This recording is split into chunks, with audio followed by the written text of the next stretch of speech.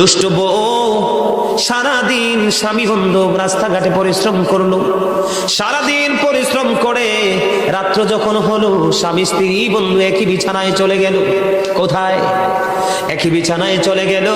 স্বামীর মনে চেয়েছে স্ত্রীর সাথে বন্ধু একটু প্রেমের আলাপ করবে, তাদের দুজন দুজনকে ভালোবাসা ভাগাভাগি করে দিবে। এবার বন্ধু আমি ভেঙে না বললে আপনারা বুঝবেন না, সত্য কথায় কোনো লজ্জা নাই। আমার নবী যেইভাবে বন্ধু শিক্ষা দিয়েছে, ট্রেনিং দিয়েছে, আমার নবী বলেছেন স্বামী আদর করে স্ত্রীকে কাপড়ের আঁচল ধরে টান দিল, স্ত্রীকে ভালোবাসবে, প্রায় সারাদিনের ক্লান্তি সে দূর করবে। বন্ধু স্ত্রী তার ডাকে সারা দিল না, মুখটা অন্যদিকে ঘুরিয়ে ঘুমায় রইল। আমার নবী বলেছে ওই নারীর মতো হতভাগা কপাল পোড়া নারী আর কেউ নাই রে।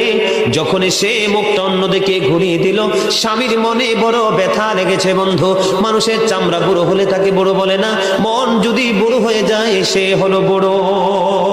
ঠিক কিনা বলেন? কারণ ভালোবাসা চামড়ায় থাকে না, ভালোবাসা থাকে বন্ধু আত্মার ঘরে। ঠিক কিনা বলেন?